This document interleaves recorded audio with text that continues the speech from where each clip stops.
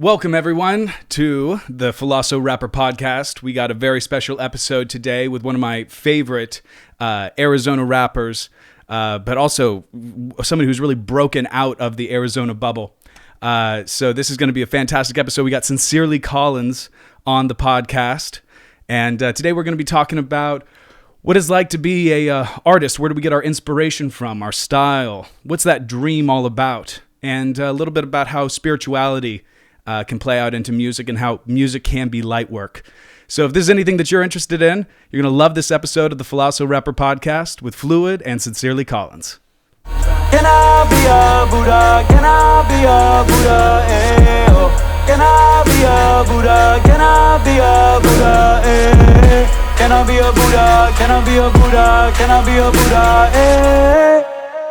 What's up, dude? Hey, man. It is a pleasure to have you in the studio, man. Finally getting to meet the Kyle Collins face to face. Yes, sir. Nice to meet you. Nice to meet you, too. Yeah. Our paths have crossed through those that we've worked with, Yes. but never here in person. Yeah. And I'm assuming if, you know, with the artists that you've worked with, you took away the same lessons in how important style and unique branding is to your image. Yeah. Absolutely. I can tell that because one of my favorite things, kind of new since the COVID thing happened, is the mask. Right. Can you? I know you got it around here somewhere. The funny thing about this mask right here, shout out to Stacy Eden of Clutch Crowns. She made this mask for me. Gorgeous. She normally does like crowns and like shoulder pieces and things like that. But what's interesting about this is I had an album in 2018 that I was working on that never came to fruition. That album was called Gotham. And in that album, I wanted to portray a vigilante. And so we created this mask. Aha. 2 years ago. 2.5 years ago. Oh, so it's not a mask because of This the mask has COVID. nothing to do with COVID. Wow. But the timing of the album and just the fact that my new album, Alien, was still a very dark vigilante approach to my album, I was like, hey, oh yeah, we're gonna bring the mask out for this one. You know what I mean? So that's awesome. It just ended up being a perfect fit. Yeah, man. Well, because it's once again, it's like it's that eye-catching quality. Yeah. It's the uniqueness. Whenever the first time that I ever saw you wearing that mask, I was like, oof. Yeah. Burned into my brain. Right. And that's what it's there for, symbolism, you know? Because when COVID hit and I thought of the whole mask thing, it was just an immediate opportunity to portray the symbolism that COVID is bringing upon us as we speak. You know what I mean? What do you think that is? Man, we're being very contained. You know, like Yeah. like think about that. Like, you know what I mean? Like the one good thing that we have is that it forces us to kind of make more eye contact. But I mean, at the same time, like I'm just seeing less of people and in general with this mask thing going on. And, you know, it's in the world of censorship, in the world of, there's just a lot of things that can represent. Yeah, no You know doubt. what I mean? In this moment in time. Censorship and having your mouth covered go kind of hand in hand symbolically. Exactly. Is that ever anything that you felt like you had to censor yourself creatively just based on what was going on in the moment? Yeah, for sure. I've felt that way in numerous ways, not just from society or what might be going on in the world, and just feeling like, okay, can I speak this deeply, or can I? Like from that standpoint, I've been pretty vocal and outspoken, but more so just from the point of like, you know, when you're going through the Rapper Gauntlet and you're going through Hollywood and stuff like that, just like higher ups and being contained and being censored, you know what I mean? Like things like that. And so I'm definitely familiar with the concept, you know? Yeah. Well, so by that you mean like the stuff that you're talking about in your songs may be causing people to wake up more than singing them to sleep. Exactly. That. But like there's that standpoint, which is, you know, pretty, it can go deep, but it can also be very shallow. It can also be as shallow as just like someone with that kind of mind having having the freedom to just do and say what they want to say in moments. So it might not even be about what I'm saying in that moment. It might just be about the fact that I'm not afraid to say. You know what I mean? So it might just be conditioning to be contained. You know, there might not even be a big thing behind it. It might just be which in the end, that's still a pretty big thing, because you never know what someone might go to do. You never know what Lupe Fiasco might have done had he not been shelved by Atlantic and his fans not had to have petitioned to get him out of his deal, and Anonymous not having to threaten Atlantic to hack their systems and stuff like that. Like, think about stuff like, you know what I mean? Like, he could have been the Martin Luther King of music, you know? Maybe he is, but just my point is, you know, containment. You know, you never know what somebody's going to do, and there's a lot of conditioning to contain in this world. And it seems like all that's rooted in fear. It's like the same thing about the mask or got to watch what you say. Yeah. You know, and if you don't live in the parameters of the container of fear, right, well, then what are you living in? Facts. For me, it's love. Me too. You know? But there's a light and dark army. So it's which side you choose. It's Have like you Pharrell felt like says, you had a choice between light and dark army? 1,000,000 times. Yeah. A million times. Almost, yeah, all the time. Especially, you've lived in LA, especially in LA. You know, like it's almost like, there's almost like a musical, not even musical, an artistic underground railroad, you know, of artists and higher ups, powerful people who are looking to empower more people, who are going to go along with an equalization agenda. And then there's going to be people who are looking to strip the power of people who are going to do that, as well as those people who are going to empower those who want a separation agenda. I hear that.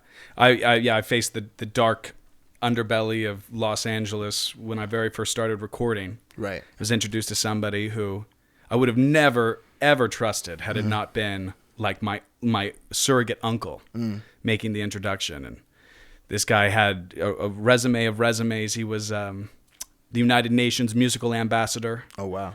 And then basically came in and said, like, hey, we can do all of this for X amount. We can get you recording in Capitol Records. I can get you working with this person, this person, this person. And it was all, I felt like I was Charlie getting that golden ticket. But that's the nature of the beast. You know, it wasn't long before it was like, well, this isn't exactly what I thought it was going to be. Yeah. And then he was taking constant trips to Bulgaria. He was going to Sofia to do other UN music business. Interesting. But while we got into an eventual battle. It was like for the soul of what I was as an artist.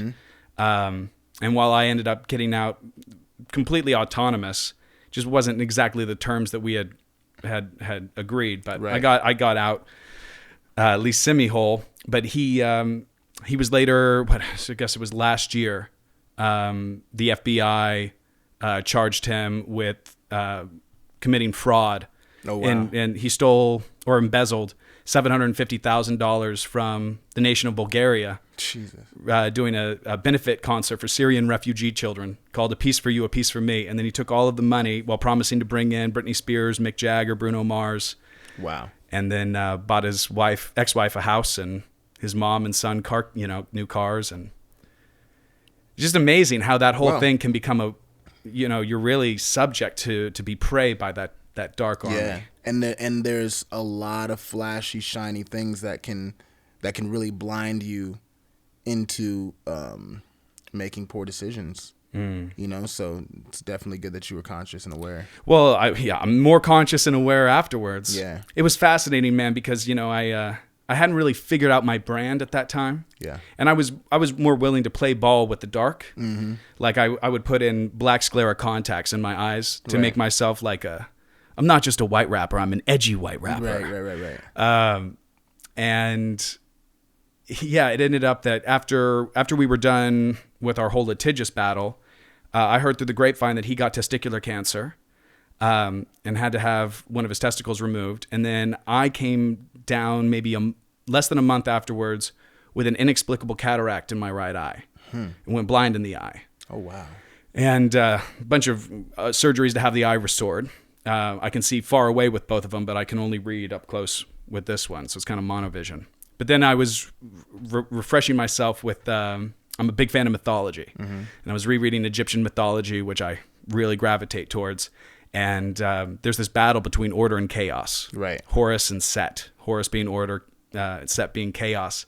And in that battle, Set loses a testicle and Horus gets his eye gouged out. Oh, wow. Yeah, I was like, what? Wow. I'm living these archetypes. I better start paying attention. Yeah. So then since then, I do this thing where I paint my eye that I went blind in with the eye of Horus. Is sort of my commitment to order. Right. But it's also, and from a philosophical standpoint, Jordan B. Peterson is one of my favorite philosophers. Yeah. He talks about how that whole allegory of that battle between Horus and Set was, and Horus getting his eye gouged out, is the loss of naivety.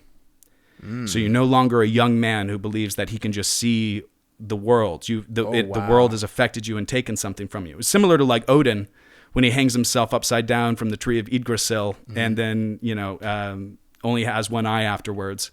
It's seeing the world for the underbelly of what it actually is. And I felt that 100% deep in me. And so then now ever since it's I definitely am feeling that. Yeah. Yeah.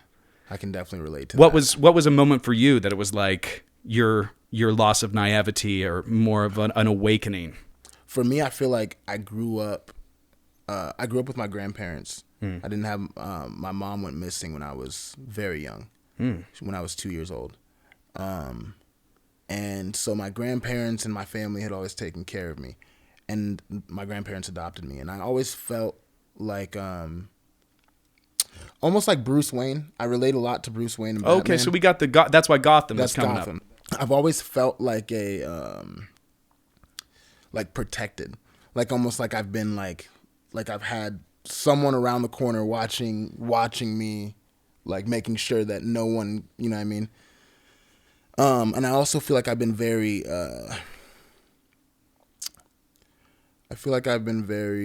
what's the word when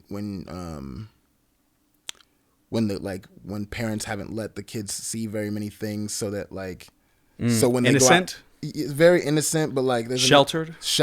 Gotcha. I felt very sheltered as a child. Like there was a lot of things about the world that I just didn't understand that it existed and how it happened.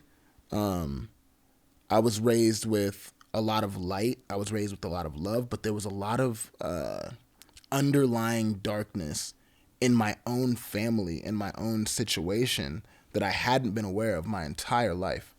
So when I started diving into my albums and I started to like bring up certain things that were deep in my core that I hadn't expressed really, I started to, I even got to the point where I wrote this song called Red Coat. I don't know if you've heard it, but I started to get autobiographical, but almost like from a fictional standpoint. So like telling my mother's story without all the information that I really needed to even tell it, you know?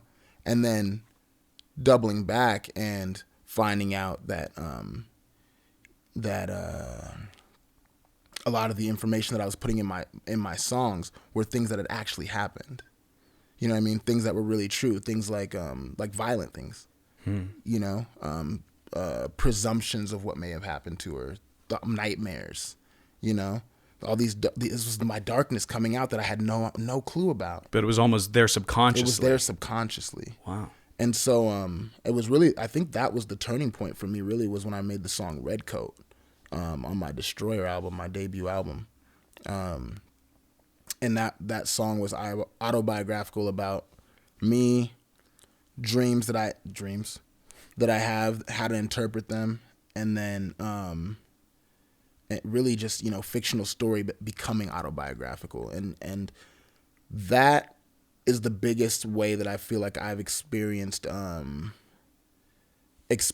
like the awakening to the darkness and the lack of naivety that was holding me back from really understanding the world that I was walking through.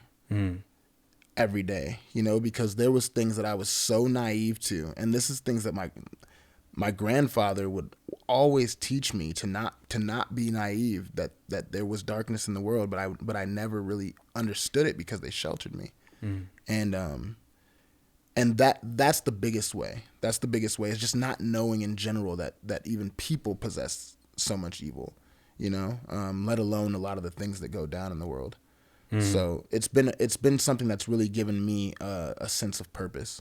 You know what I mean? A sense of purpose, because I feel like I was sheltered for a reason, and it's given me almost a superpower of like, in a way I still don't see the evil if I don't want to.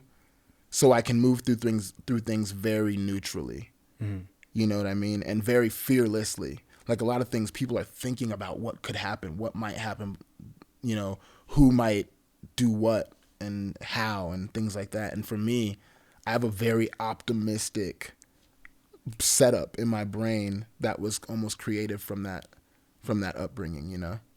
So, but the naivety though, the naivety is countered by that, you know? So.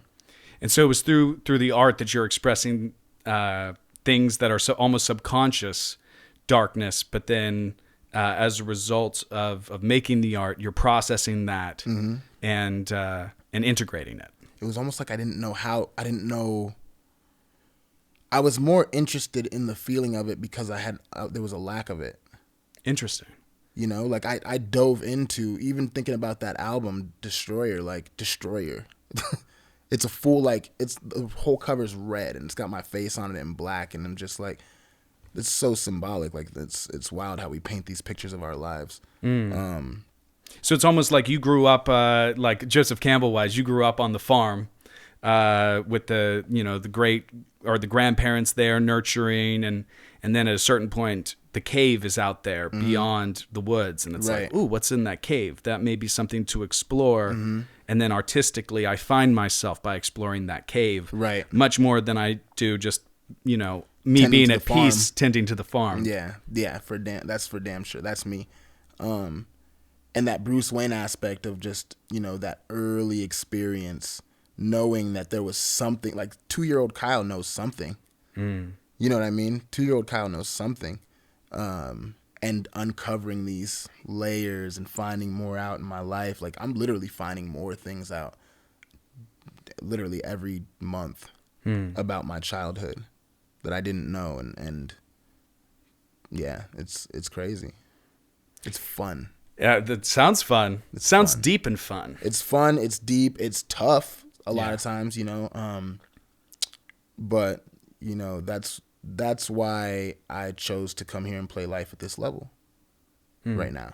You know what I mean? Because I'm ready for this, you know?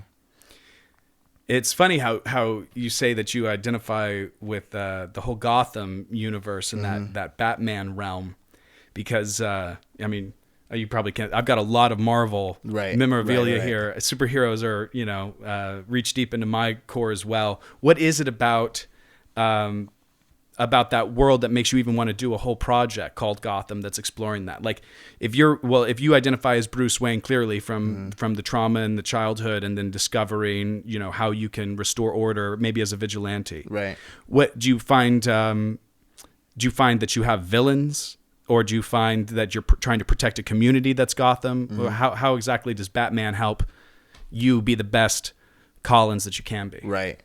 I have so many comparisons. Batman's probably the biggest one, but also like Benny the Jet Rodriguez from The Sandlot. Oh, okay, yeah. So like kind of just that that human aspect of a superhero. You know, that representation for order, because I'm equipped. Like for no other reason but then because I'm equipped. Because I've been tested. My first song on my album is called Sapious Exodus, Often Tested. It's like I've been equipped with the tools. It's my responsibility to go. Like, if you're a shaman, if you've done the work, the spiritual work, and you've got the natural abilities, the natural connection, then what the fuck are you doing if you're not a shaman? You know what I mean? Like if you're working at AT&T or something, like you need to go be a shaman. So that's how it is for me. It's almost like I've just been equipped with these experiences, these hurts, this naivety, but also this darkness that's embedded in me, and even just like my upbringing, like, you know, my grandparents were like Alfred, like, you know what I'm saying? Like they were the Alfred. And then of course you got your villains, you know, you got your people who are going to do whatever they can to stop that guy from doing what he does, you know? And being from Phoenix and leaving Phoenix, coming back, Phoenix is my Gotham. You know, Phoenix is my Gotham. Phoenix is where I go, and it's like, okay, this is where all the memories are. This is where this is where my darkness is. Like I come back to Phoenix, and it's like I feel different. Like if I'm in LA, I feel this weight off of my shoulders, bro, that is just like insane. Like there's no anxiety, there's no like, it's just free, but it feels very selfish to just be there and prospering. Like I feel like a need to almost raise the vibration in my own city, you know? Yeah. It's like a responsibility. I see. And so, regional warriors, you know? You know? What do you see Phoenix could be? And what do you see currently holding Phoenix back? This is a war ground. Like this is a graveyard. It's just a big desert graveyard. Another comparison, Lion King. Yeah. Everything the light touches. Yeah. But then beyond is the graveyard. It's a big desert graveyard, bro. Like I have a song, Scary Place, that says, I'm from a place where only some are from, many more reside. Many million massacres occurs, horrors horrifying. Building borders couldn't cure the course. Souls immortalized. Washington won't ever change their name for some sort of pride. Even though they changed their name right after I dropped that line. Surprisingly. They became the Washington football team and not the Redskins anymore. Yeah. But there we go. But once again, I see what you're talking about, as opposed to the fact that this was native land. And native land. We don't acknowledge that. We don't acknowledge that spiritually. Yeah, deep. Like spiritually, like think about the energy that remains. I feel it when I come back from LA. I feel it, bro. Like I literally feel it. I can feel the tension among my peers. There's like a certain starvation in Phoenix that's just different, especially among people who are like us, people who are desperately seeking unplugging from the matrix. But there's something here that's a little bit more. That's got a little bit more of a grip. You know, even in your bigger cities where there's a lot more darkness, there's a lot more light too, because there's more experience that has happened there. There's more things like what I'm about to implement, culture, ideas, philosophy that is going to move the direction, the vibration of the state. Like even, okay, so I say I'm equipped, right? Like I know how to make a radio song, okay? So when I got on the radio in Phoenix, because that my biggest claim to being not a local rapper anymore and being the next level is being on the radio, right? And that took real honing of my craft and skills to be able to do that, mixed with my philosophy, mixed with my experiences, mixed with my upbringing. So then I go and might make a song like Possible. You know, I just want to be the one that tells you that it's all possible. I want to say it's an A major. It's either A major or C major. Something very just bum, bum, bum, bum, bum, bum, just happy. Yeah. Man, I'm telling you, that song, it didn't do as good as Light Work, Light work was a vibration that was meant to go down in the depths and spark some minds and create some vibrations in people who would have never tuned in. Okay. Then my song Possible came, and the vibration was so high that I watched it raise the vibration among the people that I would interact with in my state. Okay. So this song was Lightwork was number 1 on the radio, but Possible hit number 2. So that means it was playing a lot, right? The most compliments that I've ever received in my hometown have not been from friends, fans, peers. They've been from people who I've met in the club, on the street, in a restaurant, in an Uber, whatever it might be, who were in prison systems, who were listening to my song on the yard. Oh.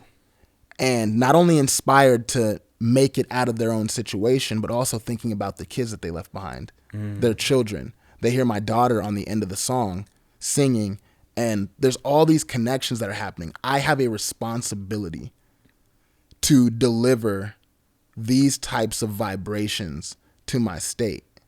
Not just to my state, but there's many million massacres occurred. Like there's a lot of things that need to happen for us to heal this region, and there's people in every region. Like there's Kendrick is holding down LA, you know what I mean? Like there's just a lot of regions where you got light workers that are moving and shaking, and they're there to raise the vibration of the planet. And I feel like Phoenix is my region. Long answer, but no, that was Phoenix, a perfect. Phoenix is my region. Phoenix is your region. You well, know? I get and now here I am, man. Regional with the same intention, and I think that speaks to what the unique position that we as music makers, but rappers, find ourselves in, because we see. I mean, a lot of people can see this as just music, right? And some people just make club bangers, stuff for girls to shake their booties to, right? But then there's something when you get it deeper into these lyricists, that these lyricists consider themselves healers. They consider the music that they're making vibrations or spells.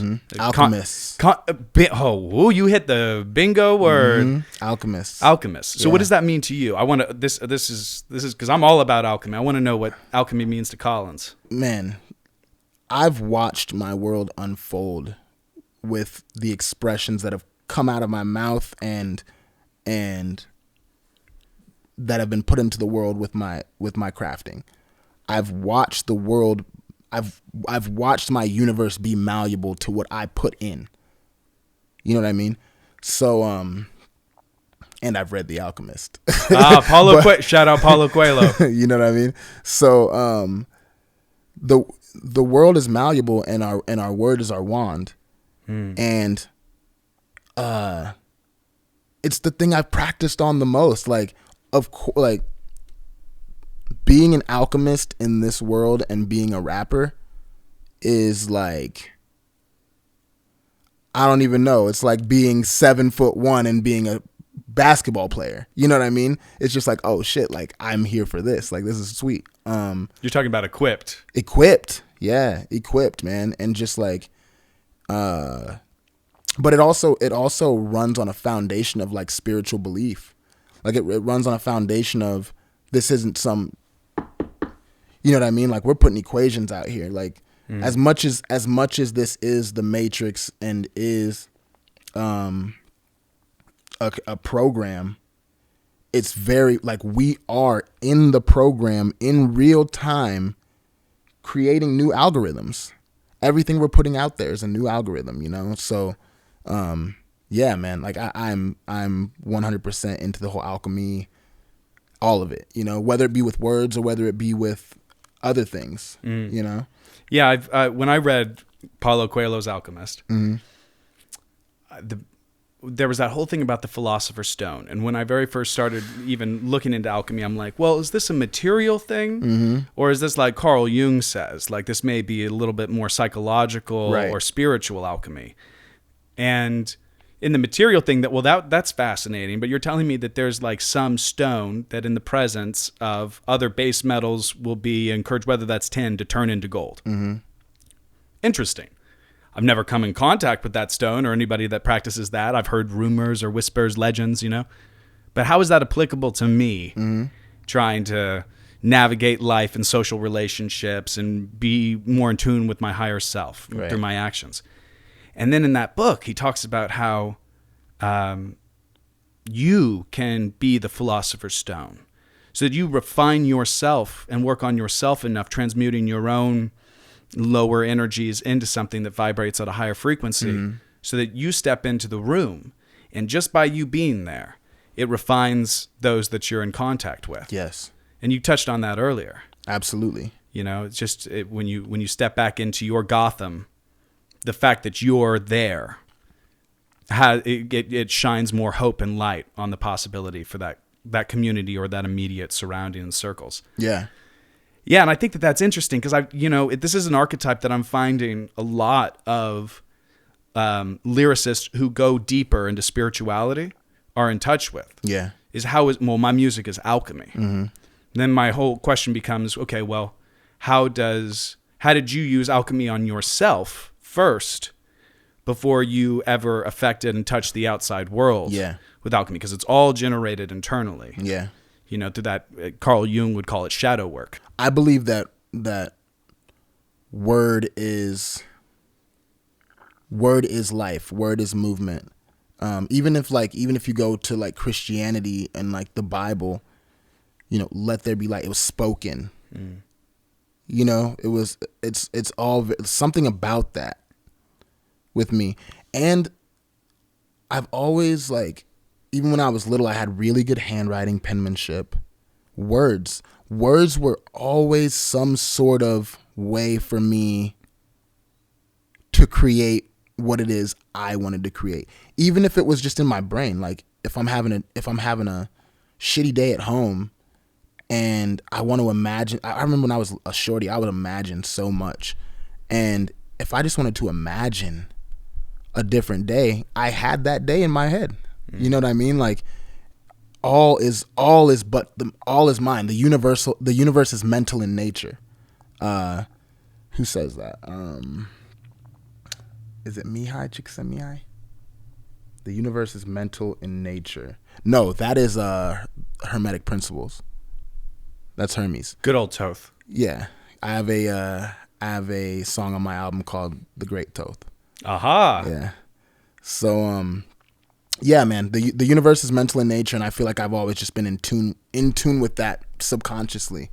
I don't know what it is. Like I've always been a word guy, and maybe that created the universe that I'm living in. Like that words, like maybe if I was like a something else guy, I'd be living in a different universe right now. Like it's so a part of the nature of the universe we're in that I don't even know if it's the nature of the universe that I'm in. If I could have just thought it up, you know what I mean? Like it's that deep.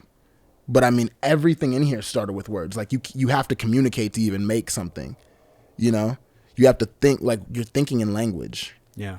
You don't have to think in language, but as soon as you learn language, you're thinking in language. Yeah, either language or symbols, but symbols once again carry their own words. Exactly. Symbols are what were words before words. So I love it.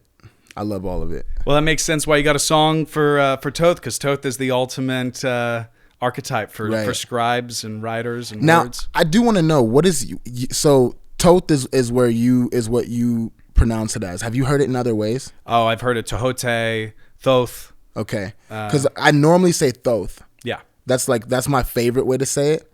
But I didn't know if there's like an actual potato.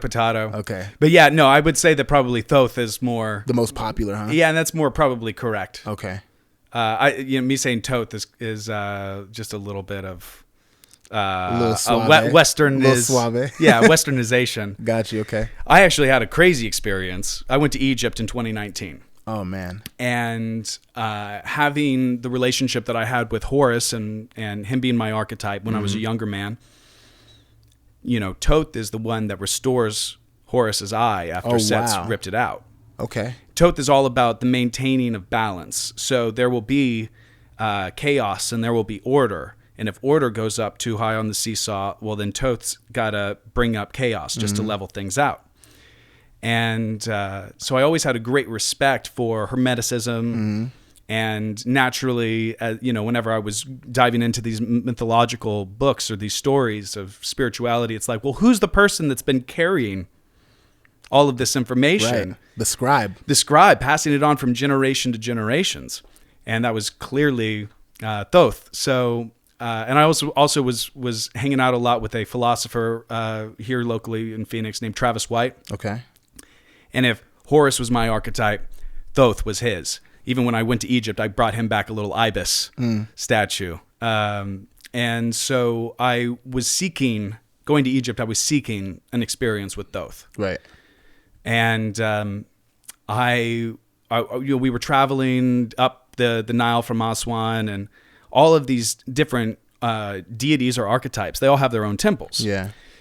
So like visiting the Hathor temple, or visiting the temple of Edfu, which is a Horus temple in Edfu, was like that's another story, but that was coming into contact with the past life and understanding why I was aligned the way that I was aligned. Yeah.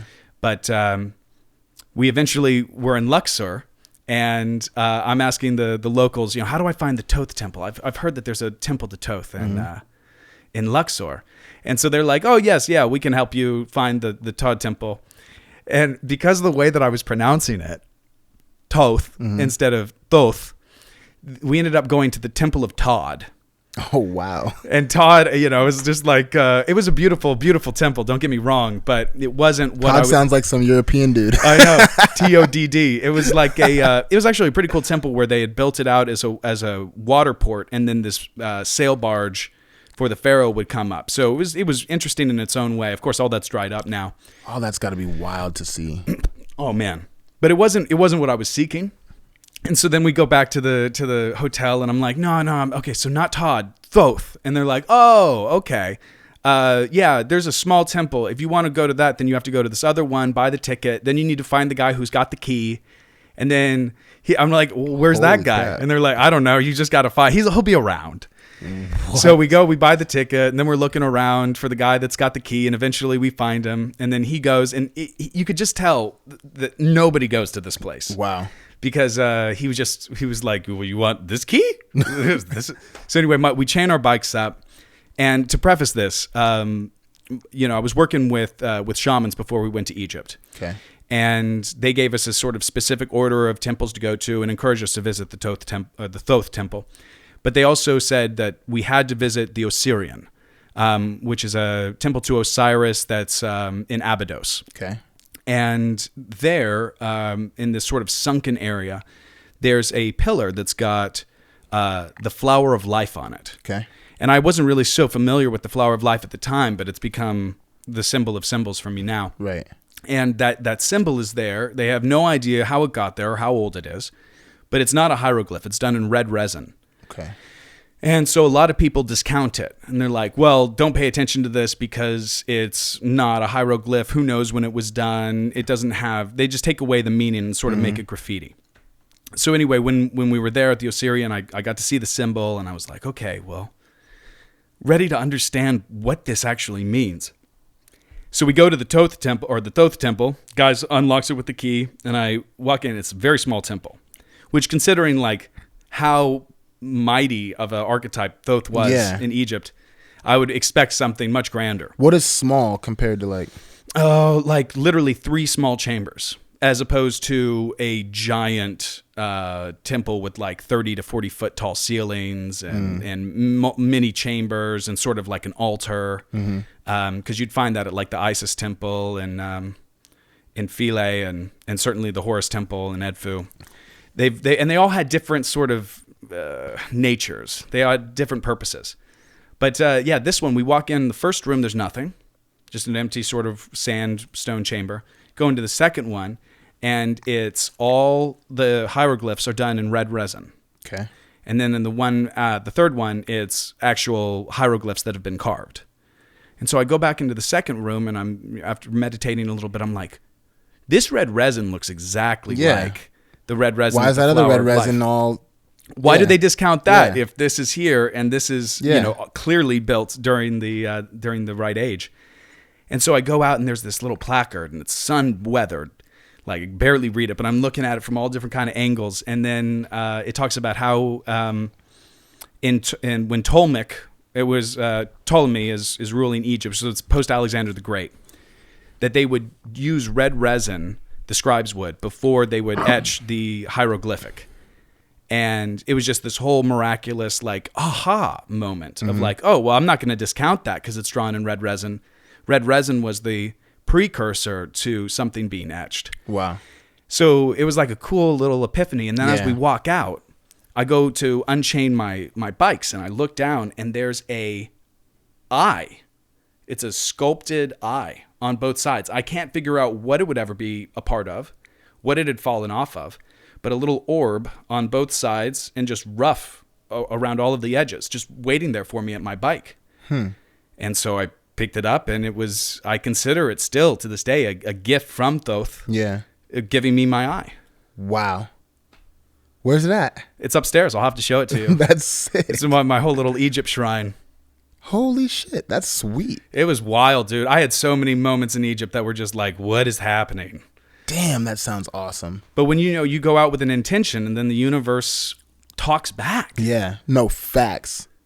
Big facts. Big facts. I've had a lot of experiences like that with the universe talking back. What's one that comes to mind? What I just told you about Redcoat. Like, that was one of the biggest times that the universe spoke back to me was when I wrote that song. Because I mean, everything that immediately poured out into my life afterward was like, it was literally like I put in the information and the universe was like, bloop, like just pop something out, like, okay, like this is the result of that information, you know? So definitely that. And it's funny how music, like, you think that a song is done. Yeah. It's done talking to you. Yeah. And then years can pass and suddenly somebody interacts with that song in a new way that you never anticipated, and suddenly I like to say that, like, there's an actual, depending on the energy that you put into something, there's an actual what's it called, like a time of, like a elapsed time, that, like, a science to it, where like it'll actually manifest into your reality in some sort of other way because you put it in there. Like, so for instance, like with a lot of my albums, I feel like a year to a year and a half after I put out an album, I got one for you. Here's another one. I made an album, my second album, Legend of the Phoenix. Me and my graphic artist, Nicole Stumphauser, she's really dope. She did the Destroyer album too, and both of my first mixtapes. Me and her, we're really, really geeky about like visuals, and like I love every aspect of it. I'm not just the music. Like, I like to, we were talking about video earlier. I'm trying to direct, like all that stuff. So me and Nicole start working on my second album's artwork. This is like right after my first album finished. So we still got a long time before this is going to drop. And I'm starting to, I just had a spiritual awakening from all the stuff that had happened previous. That's a whole different story in itself. But all these different things, all these different images were coming into my world. Pyramids, angels, archetypes, like just all kinds of different symbols and different things were starting to enter my realm of reality, my world. And so I started to put a lot of these symbols into the artwork. So what we did is we took my face and it was like a side portrait view, and we silhouetted my face out, put white around it, and then started inserting all of these different symbols into the art. So we had pyramids, we had angels, we had all that stuff that I just mentioned. And one thing we had a lot of in there was European art, like a lot of ancient European art. And I'd never been to Europe. I had never really known too much about Europe or European art or anything like that. But something was drawing me to these symbols. So about 6 months to a year goes by, and like I said, I was just going through a spiritual awakening. And I was losing a lot of like weight. Like I was vegan. I was lifestyle change, like freaking meditating. Like everything was just, my entire world was changing, and everything that I was putting inside of this artwork was very reflective of what I was changing it into. So anyways, we end up having this whole collage of an album, drop the album. A year and a half later, I find myself on tour in Europe. And I'm just like I didn't, like, all these things that I'm seeing right now were in my album art. And I'm ending up here and a year and a half later, and I felt the same about the album previous with Destroyer. Like, all the things that I was going to led me to the spiritual awakening, which led me to that. And it was like a year and a half later. So anyways, I say all that to say that I feel like there's almost like a time, like a energetic, like time lapse of, like, when you put something in, something's going to come back and show itself to you. The universe is going to talk to you about whatever it is that you just put in, you know? It's almost, it's like a regurgitation machine or something. Like, you're gonna put some information in that's got these ingredients in it, and it's gonna spit back those ingredients with, like, some new category, some new algorithm. You know, and then the meaning just adds to it. Yeah. It's like a game, but, you know, the fact that you can have an underlying spiritual, emotional connection to the game is cool. You know, how does spirituality play into your music, or even your persona? Spirituality is, I grew up in a very Christian household, so I was always very spiritual from the jump. I was always very just very in tune with a higher power being.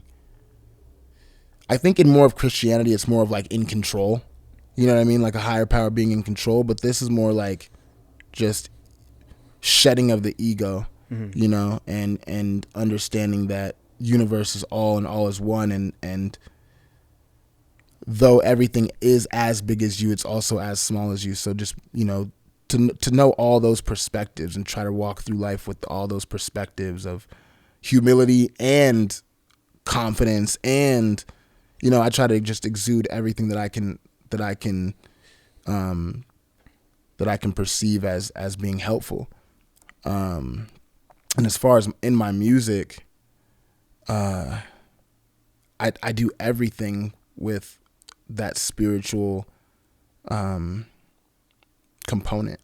You know, everything that I say or do, I'm always thinking, like, I'm saying this because, and the result of this might be, you know, like I'm not just going to make a song. I'm never just making a song. I'm always doing it with purpose. I'm always finding a purpose. Even if that purpose is a woman, the purpose might be to not have any purpose in the song at that moment because of how much purpose I've been putting into everything. Oh, like, I know that one. You know what I mean? Like, Yeah. there's so many different elements that can happen, but it's all based off of the way, my philosophy, the way that I live my life, and the fact that, you know, I just have an underlying spirituality as everything, you know? So it radiates through all of your intentions. Yeah, absolutely. Absolutely. And you clearly know Hermeticism, because you just said another key one, all is one, one is all. Yeah. And really, when you understand that, I feel like that is the corner. Well, there's two things that are the cornerstone for dissolving the ego. Yeah. Not to say that ego isn't a great asset, because that's where a lot of people get lost too. Yeah, well, because they just want to completely destroy the ego, not understanding that the ego serves a purpose, and it's how you deal with mortality and your survival, and it is essentially your essence, your uniqueness. But just because things are different doesn't mean that they're separate. And when you understand that whole principle of all is one, one is all, that lays this incredible foundation for mutual respect. The ego doesn't feel the need to compete or rise above. You know, the dominance hierarchy is a little bit more irrelevant because everything is you. Exactly. And so then you can celebrate in the respect for all God's creations, as opposed to trying to desire for your creations to stand out. Exactly. And you can micro and macro literally every situation. You can go, okay, I can look at this from a magnifying glass standpoint and view it this way, and then I can also step back and look at this from a macro standpoint and make a decision. You know what I mean? And make a decision. Because some things on a micro level are going to look beautiful, and then on a macro level are going to look terrible, and vice versa. You know what I mean? But we're always playing. We're always just playing. Like, we also can't take anything too serious because it's all a dance. Right. You know, we're all dancing here together. So if the second that one of us takes something too serious, that one of us is going to mess up their own algorithm. And you know what I mean? So you need to. Yeah, that's it. It's so funny and beautiful because, like, sometimes the things that you take the least seriously as a creative person, as a lyricist, are the things that resonate way more than the things that you, like, labored meticulously over and you invested so much in, and then somebody hears it and it's like, oh. A lot of the time it's probably because it wasn't us really doing it so much. We were kind of just, like, letting the energy flow. Yeah. You know? That's something that I definitely, even when I create my albums, like, what I try to do most of the time with most of my content is I will just get into a deep state of what the message of the song that I'm going for is, and then I will just sit. I'll just sit and let information flow to me in the most, like, natural ways, as opposed to, like, getting a piece of paper and writing or, like, whatever it might be. Like, literally just, like, I'll wait. Like, you have to be patient with me. Like, there's songs that took me like a year and a half to write fully, because it's like, yo, those 4 bars came to me, but, like, the 4 after that, like, aren't going to be anything less than the same way that those last 4 came to me. Like, it needs to be that because of the story that I'm trying to tell, you know? Certain stories, like, I got this song on my album called Heartbreak Highway, and it's about Heartbreak Highway is the 10 highway. It's about back and forth trips to Los Angeles and love life and that moment and Hollywood life and trying to balance it and all that stuff. And it's like, there's no way I'm about to sit here and force that song. Like, that song needs to be God-given. You know what I mean? That song needs to be, and it is. Like, now when I listen back to it, I'm just like, holy shit, like, I made a song like this. No, I didn't. Like, you know what I mean? Like, yeah. Oh, that's funny. Okay, so I got McDermott. Yeah. Really helped me understand this. McDermott is exactly what I'm talking about Patience. when I'm giving that approach. Yeah. Yeah. And not being too eager just to get something out, but allowing it. And sometimes it would be frustrating for me. Because I'm like, no, well, I got the whole vision, man. I think I know. And then, you know, it's the classic thing of when you know, you don't know. But when you're seeking, you're open. So then I had the song Buddha that I worked with McDermott on. And initially, I would rap it all. Like, can I be a Buddha? Can I be a Buddha? Brrrah. Right? And people really resonated well with the song or whatever, mostly with the lyrical content and the beat. But then I went in to record it with him, and I was just doing the verses like I'd normally do on stage. And he's just pauses it. He's like, this isn't what's the vibe, man. Yeah. Your delivery is clashing with what it is to be the Buddha. You're trying too hard. Yeah. And I don't know if you're doing Designer or Eminem, but this isn't Floowood. Right. And so I'm like, okay, well, let me find something new. And then he just put the hook on repeat. And I was just trying it a bunch of different ways. And then suddenly this voice came out of me. Because like I said, I felt very uncomfortable ever classifying myself as a singer. Despite singing on records, I didn't have the confidence and the belief in myself. But then this thing comes out like, can I be a Buddha? Can I be a Buddha? Ayo. Everybody sits up in the room. Yeah. And then he's like, crack the door open. That's it. Can you do the rest of the song like that? And then I was like, I think so. And honestly, I say that whole thing in the booth, I didn't do it. I allowed myself to be open enough that the Buddha archetype could use me as a vessel. And I think once again, it dissolves a lot of the ego that can come away from being a musician. Like, you know, no, I think Kanye is a genius, and I absolutely adore him. But at the same time, Kanye is Kanye. I think a little bit now more. He's definitely allowing himself to be a vessel for the gospel. But he takes ownership for those things, and I think it's really humbling, at least because I'm not Kanye's level. Yeah. No way am I going to allow myself to have that kind of a construct. Right. But when I step out of that and I just allow, I wouldn't call it channeling, right? Because it's different from like when I see people that are shamans channel. Mm-hmm. But it's not so far. I would call from it channeling. Okay. I would call it channeling. Yeah. Because what you're doing is you're opening yourself up to an energy in order to interpret it. You know, which is the same. It's the same thing. Like you ever watch Bashar? You know Bashar? No.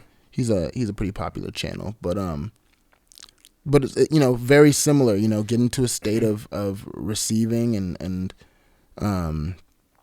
space and clarity and peace, and then just leave the door cracked and just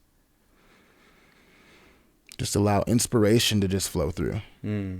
Just allow inspiration to just come, lend its hand and not get in the way of it. That's all channeling is to me. When a child is jumping around on a couch, dancing like crazy, swinging, like that's channeling. Like who knows where that energy is coming from? That, you know what I mean? Like that is natural, pure energy. What we're doing most of the time in our lives is containing ourselves from channeling. Oh, that's brilliantly. You know what I mean? Yeah. Like we're being poised while we're trying to like not let all this energy out, whether it be sad, happy, exuberant, excited, melancholy. Like we're just containing ourselves. Like it's in our nature to channel. It's in our nature. That's so interesting, because then that makes me think about like how I find God in spirituality is through the surrender. It's through the letting go. Right. And because it's in the resistance that I find my ego, and too. that I find a lot of the fight and the stress. Me too. But when I surrender, when I sort of let go and go with the flow, then I'm open, and everything is just so much more effortless. And I feel that. But dreamlike too. Yeah. Very dream state. Like I noticed that when I come out of those moments, like I'm very much like, where was I at? Yeah. Oh, did you see the movie Soul? The new I haven't Pixar one? finished it yet. Oh man, but everyone's telling me like, "Yo, Soul is you." Especially considering you got that song Soul. Yeah. That's my biggest song to date. It's a great one. Yeah, that's my biggest song to date is Soul. It's always those underlying messages that I've noticed that the universe will carry. Like it'll just carry those songs for me. And then maybe even the same thing that you're doing in Soul that allows that to be the biggest song is what allows Pixar to tap into when they're doing Soul. So it's the same microbe. Right. Yeah. Microbes are like COVID, right? They little things that we can't see, but they completely influence patterns of human behavior. You look at like a macrobe, and it's an idea that moves people. So that's when I think of Horus, or I think about Thoth these days. The exactly. Buddha. Macros. 100%.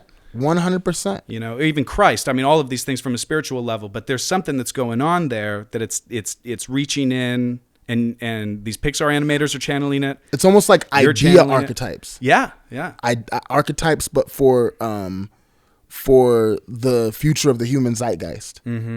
You know what I mean? Like, and are you where's open, the time? Yeah. Are you open to being the vessel of action for that archetype? Because it may, if you're not open to it, it may find somebody else. Exactly.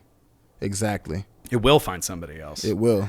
But that's why I get so excited, man, when I find other rappers who are excited about alchemy, who, are not even excited, they're just doing it. Yeah. And they feel that their music that they create is light work. Their words carry power.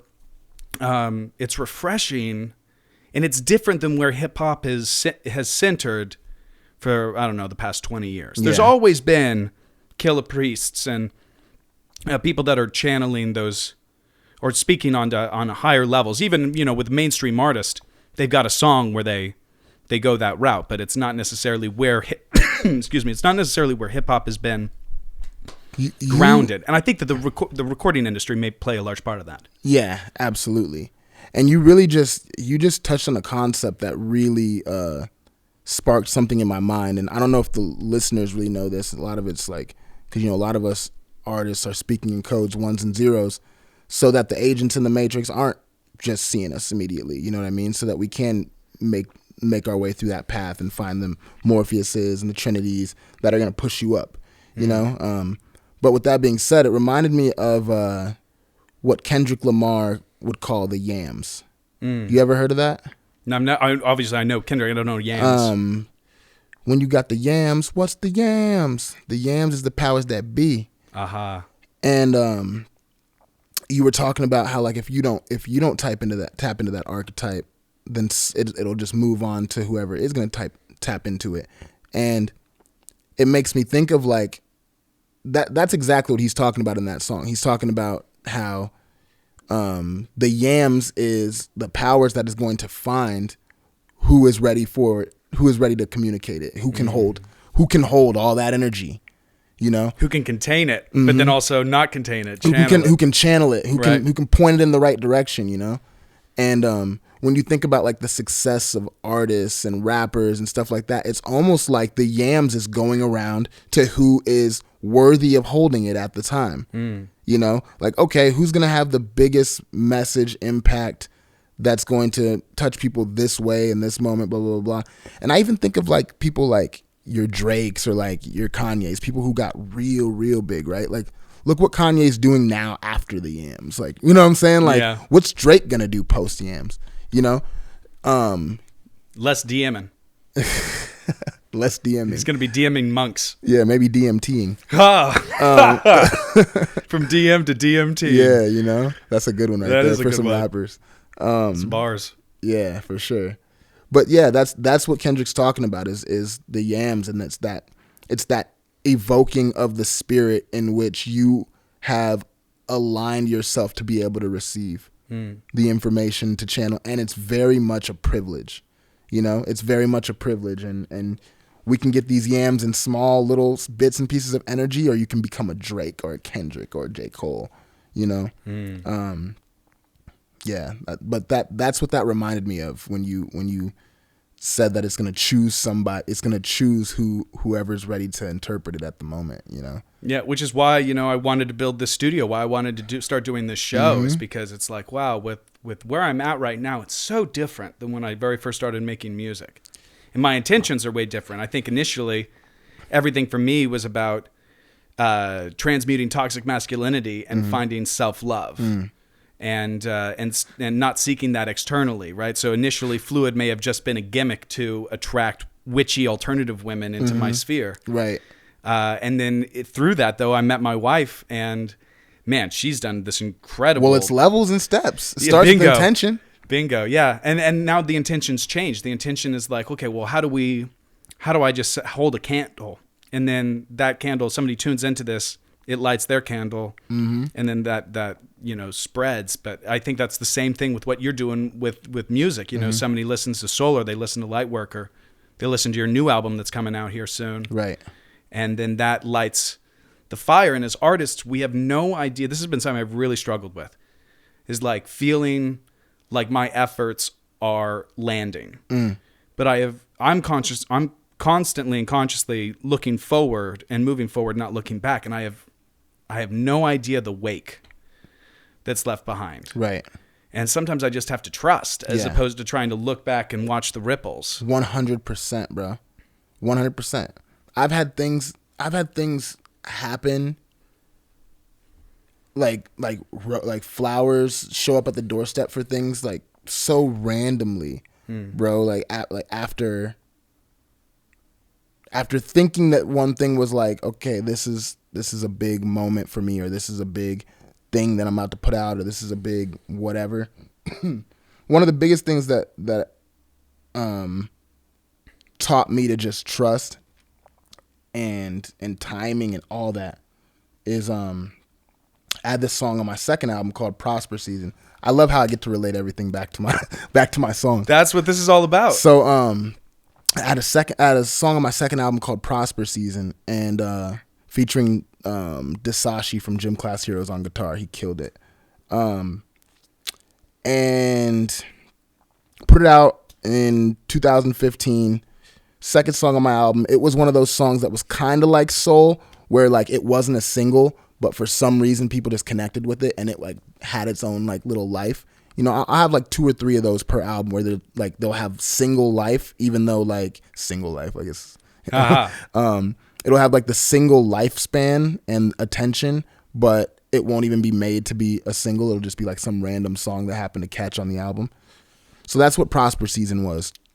It was probably at like, I don't know, 300, 400,000 over this last 5 years on like YouTube views. It was probably like 100,000 on Spotify and Apple Music, stuff like that. And 5 years later, one day I'm just checking all my stats, and all of a sudden I see that I'm charting in Europe, like 10 places in Europe, like Paris, Germany, just all over Europe, all over Spain, all over Mexico.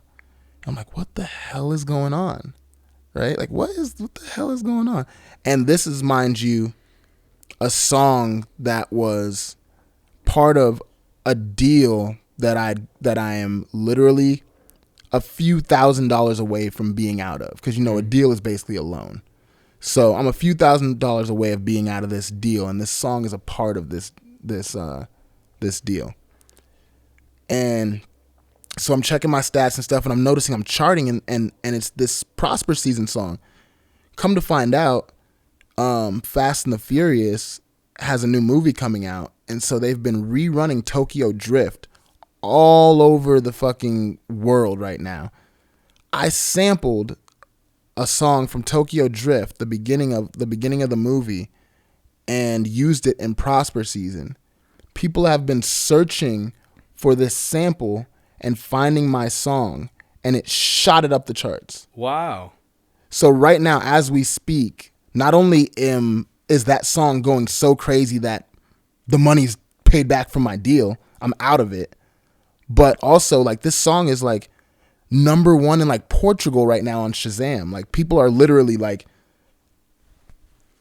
let me listen to this song. Like, you know what I'm saying? Like, and that, it just goes to show, man, like you don't know the purpose and you don't know how you're going to get your roses for whatever it is that you do.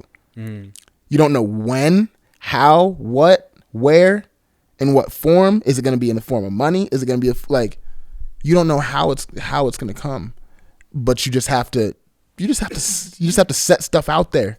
You just have to set it out there for it to be received. You know what I mean? And you will be rewarded in whatever capacity of the amount of the service rendered. You know?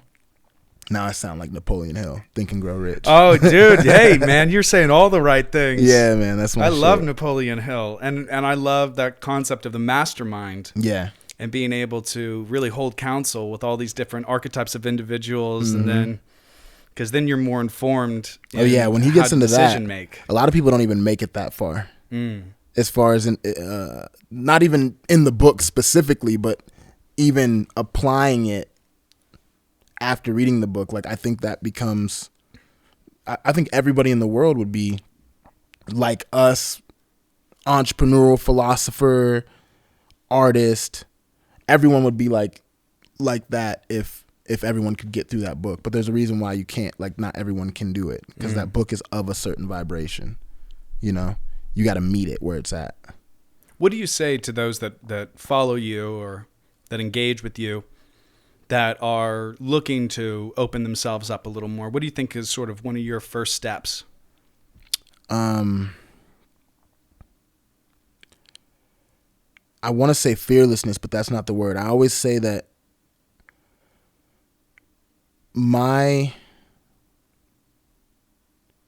what comes across from me as fearlessness is really just a high dose of bravery. You know, like, it's like a lot of people are afraid to explore themselves, explore beyond what they already know, just due to fear. And when they see someone doing things and when they see someone expanding and opening up to new ideas and expanding their universe and their world, a lot of people based off of their own fear can look at a person like that and think, well, I can't do that because I'm not fearless like them. But it doesn't take being fearless. Fear is actually the driving mechanism to most everything that people would look at as a success. Any accomplishment. A lot of it's fear driven. It's the bravery that's the concoction that you add to it, that with the fear, with the bravery, something in your mind changes because you overcame that fear, and that bravery will set you into a new place. So I say all that to say there's not one thing to do or to try or to try to understand. It's just be brave in your curiosity. Be brave in the things that you try, the things that you want to experience, and be open to new things. And all that just comes from being brave and not afraid that if I look at something new, I'm going to explode or something. You know what I mean? Yeah. Or that it's going to challenge me so much that I need to insulate myself from it. Yeah. Or block it from my bravery is fear is crippling. Like, luckily, this is another thing for me too, is I feel like I was given the tools to move through fearful and dark situations with bravery because of something subconsciously that happened to me when I was younger. I don't know what it is, but that's part of that darkness that's like, oh, it's in my DNA. Like, I can go, like, I be finding myself in the craziest situations being just feeling protected. Like, full, just radiating light, like seeing demons around me. You know what I mean? Just seeing eye contact with the demons around me, and just protected, just completely protected, because the fear is what does the crippling. It's never what you're in fear of. Oh, right. The fear is what does the crippling, because the fear is a part of you versus what you're afraid of is the fear is what gets you to not move outside. Yeah, right. The fear is what gets you to not go, as opposed to I'm gonna go anyways. I'm gonna do anyways. I was working with this or chatting with this guy that did medicine work. Okay. We never really went too deep, but at one point he did ask me a question, and he said, in the kingdom most high, what is the one thing that does not exist? And it didn't take me long. I was like, fear. And he's like, yeah, whoa. And it really always resonated with me, because I remember being in this yoga class back when I very first met my wife. And the yoga instructor is, while we're holding the position, he's saying, only love is real. Only love is real. And while it resonated with me as being a very beautiful concept, I didn't necessarily understand the wisdom in it yet, because how could only love be real? There's a wide range of these other emotions. But then when I started looking at the principles of Hermeticism, once again, the teachings of Thoth, and all is one, one is all. Well, then I go, whoa. Well, it's all an aspect of love, a degree of it. Yeah, and if I'm one with all, and then that means that what I'm afraid of is actually a part of me, that the fear is the illusion. The fear may be a manifestation of my ego that's trying to, I don't know, protect me in some way, but maybe that's not for my highest good. Right. And so it really opened me up to like, whoa, what is there to fear if I'm one with all and all's one with me? Then that fear is really just a trick. It's the matrix. And love and being open to receiving and respecting everything as myself then becomes the unplug. Exactly. It's a beautifully liberating place to be. But once again, I always wonder, how do you encourage someone who maybe is still fearful to let go of that? Right. Because there may be a place like in Ghost, how I end that song, I'm just a victim. You say the words are what color and shape, reality. When I wrote those words, I really meant it, because I saw myself as a victim. Well, what did that manifest as? Well, I was a victim in a hood.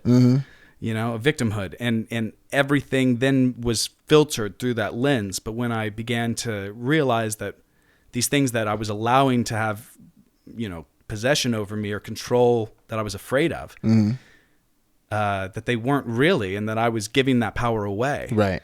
Oh, how everything changed. But I still love that lyric because it was so true, and it goes to the whole concept of like, well, what do you believe that you're actually getting empowerment from that may actually be containing you? Right. So I see that as victimhood. It's because victimhood can be very empowering. Right. When I very first initially was taken advantage of and I lost my eye, I felt so righteous. Right. But at the same time, I was suffering. And at a certain point, the suffering becomes so ingrained as a part of who we are and our identity that how could I let go of that? Anything that challenges me to not be a victim would be a threat to my identity. Man, that's big. That's big. And there's a lot of people walking around with that. A lot. I saw it a lot in 2020, man. Yeah, and unaware. Just completely unaware. But then I think it's up to the content creators who are reaching out and through entertainment, through the films that they direct or the music that they make or the interchange of the two, that then there's that potential to maybe for somebody that's listening or engaging with that to go, oh. Right. I know that the way that I feel the most comfortable doing things that I'm not fully comfortable with is finding out that other people feel the same. Like that's literally like once I find out that I'm not tripping by feeling that way, then it's like, okay, like then it's not like it's really not that big of a deal anyways. You know what I mean? Like this is just how people feel. It's natural. It's so unnatural but it's natural in what we've been brought into. So where do you see Collins going forward? That's a wide stroke. Well, let's say the next couple months. What do you want out of 2021? 2021, I can't wait to put this album out, man. It's coming out March 12th. Friday, March 12th. It's called Alien. I put my life on it. I just, it's very, very autobiographical, very interpersonal, an introspective look into my last several years of my life. It's a time capsule, really. That's why I decided to call it Alien, because it's such a broad stroke for me to be able to paint with. It was something that I could work with, that I could kind of paint anything. You know what I mean? Because I have so many interpretations, and also it just being part of my branding in general, that it's just, I can go so many places with it. It's not like a Gotham where it's like, okay, with Gotham, this is sweet, but I gotta stay tethered to this. Yeah. So, that's really what I'm focused on right now is just people hearing the project. I put a lot into just the quality of the production and the songs, and just making that album that I felt was just going to be the best listen. There's not too many, like, there's not too much of a sell on it. You know what I mean? It's just like really just a well-written, well-produced piece of content that I think people will enjoy. And I'm very ready to see how people react to that. Nice. How many tracks is it? 16. Ayo. 16. Mm-hmm. It's a good size. Yeah, I spent 2 years on it. I started it September 15th, 2019. So almost 2 years. Year and a half. Wow. Yeah. March 12th. March 12th. Is there a reason you picked March 12th? Yeah, it was the closest within 6 weeks when I finished it. Gotcha. It was the closest Friday. This thing was supposed to drop in like December, but back to the Ryan McDermott influence. I'm always going to try to present something to you that's going to be like above what you're expecting. And in order to do that, like, you have to be prepared. You have to be ready. You can't rush anything. And I've just been taking my time, making sure that every piece is in place. So that's where it is. That's brilliant, man. Yeah, man. Well, are you excited for to get out there performing again, hopefully this year? Yeah, man. It's been rough not being able to perform, but I'm definitely gonna try to do some like online performances, do some like pre-recorded performances, and then maybe do some sort of like socially distanced like dine-in type of thing. You know what I mean? I want to give people an experience that puts them back at least a little bit, something that we can enjoy ourselves. But I really am looking forward to performing in front of a crowd again. That's gonna be these songs, man. I made 4 or 5 of these songs with the intention of performance, which I don't normally do. I normally just make music I feel. So it's like I need to get to perform these songs. Oh, that's awesome. Yeah, man. So if the people aren't following you, where can they find you? Find me everywhere, man. Instagram, Spotify, Apple Music, YouTube. It's all Sincerely Collins. Nice. Yes, sir. Well, Collins, man, it's been a pleasure getting to pick your brain. Pleasure's mine, man. Yeah, and I hope that we can have you back on the podcast. Absolutely. In the future, man, because I feel like we just scratched the surface. 100%. I would love for you to listen to the album, and maybe after the album drops, we can do a post-album podcast or something. Oh, yeah, dude. Yeah, man. I've been into that. I've been into the idea of like listening to the song and then we talk about each song. Right, like, take the right. time to actually that would be sweet, see man. what was going into it. And I would love, and I can just tell that like your brain and processing what I'm, you know, my contribution. I feel like it would be really cool for the people to hear it. That's dope, man. I'm honored. Hell yeah, bro. Yeah, and if we have the ability to collab on Ghost, that's gonna be... we got a song that we're gonna work on too. So got some stuff to do, huh? And that was just that. Talk about the universe talking back to me. I would have never expected 4 years ago when I finished that song that eventually that would be something that would even be open to new collaborations. Hell yeah, bro. Man. Let's go, man. Let's do it. I'm excited, bro. Heck yeah, bro. Thanks for having me, bro. Oh, you've been a pleasure. All right, so that's it for this episode of the Philoso-Rapper Podcast with Sincerely Collins. Look out for Alien coming March 12th, and you can find Collins everywhere on the social media. He's not hard to find. And if you want to plug in with me and what I create, then I'm Floowood, Flowood, and it'd be a joy to have you join with me in my journey. So until then, stay positive, love your life, and you are one with all, and all is one with you. Can I be a Buddha? Can I be a Buddha? Eh, oh. Can I be a Buddha? Can I be a Buddha? Eh. Can I be a Buddha? Can I be a Buddha? Can I be a Buddha? Eh.